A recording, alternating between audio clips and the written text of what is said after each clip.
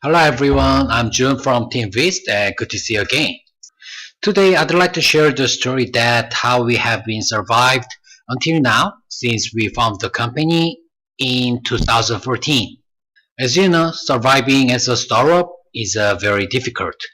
According to the article in Fast Company, why must a venture-backed company fail? 75% of venture-backed startups fail. It goes the same for Korea. There are no focused stats only for startups, but according to the Statistics Korea, SMB failure rate in 3 years is 86%. In my experience, it's tougher for SaaS businesses in Korea like us. There are two reasons why I think like this way. First, users are not that much familiar with the purchasing intangible stuff online. This is the thing what I mentioned in the previous video, and I strongly believe that there is a considerable gap between Korea and US. Second reason is that visitors of Korea tend to prefer O2O services. They don't like to invest in SaaS businesses. There were no significant success stories from SaaS businesses of Korea, so they believe it's almost impossible to survive if you are targeting only the Korean market. If you run SaaS, you must go to global. I've heard this kind of feedback a lot from various VCs in Korea. Yes, we had faced a lot of difficulties, but how we overcame and got here? Of course, we got funded from several VCs and government. A startup, this word is like a syndrome for the Korean government to overcome the low employment rate.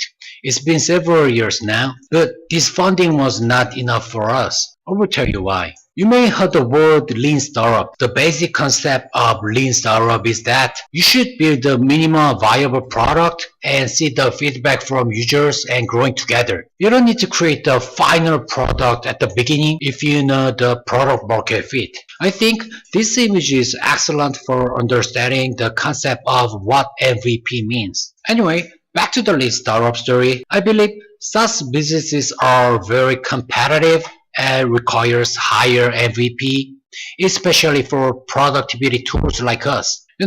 A long time ago, we faced a lot of successful case studies at SaaS businesses, referring your friends and going viral by single YouTube video, these kind of things. But as I said, these days, you need to launch your product when you think it's fully ready. In the case of Product Hunt, it was a beta service sharing community a long time ago, but now you cannot be featured at all unless your product is fully ready for selling. Go Product Hunt now and check it out. You'll see that what I'm saying is true. I'm saying that SaaS requires higher level of product readiness. I will give you an example. If you're planning to building a delivery service, you can make a web page by Wix and get requests by Google Docs and delivery by yourself.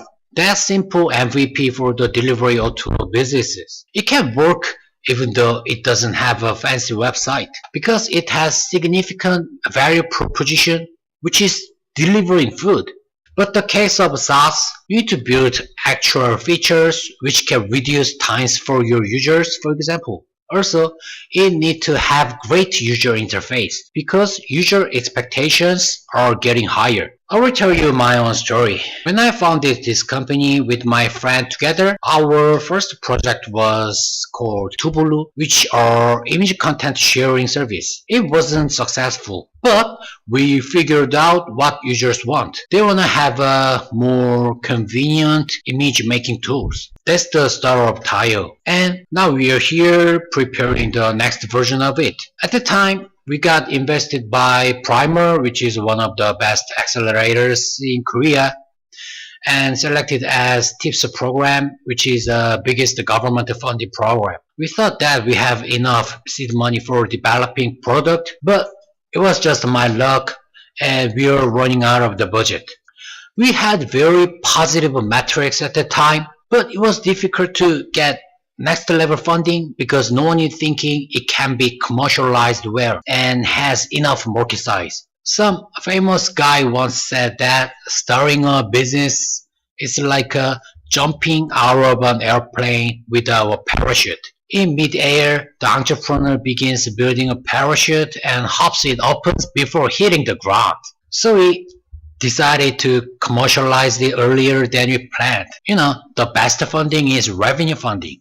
But it makes us impossible to focus on developing new features because we had to deal with the CS from users. If you are running a beta service, it's okay if it has some bugs. But if you are selling it, bugs are a huge problem. We knew that this decision slowed us down, but we had no other choices. We still have incomplete UI and features because of the lack of the developing resources, but we are earning from it. I have a lot of things to talk about how we still survive, but I think it's better to save it for the future. Thanks for watching this video till the end. As always, if you have any questions, please feel free to contact me. And please don't forget to subscribe. Thank you. Bye.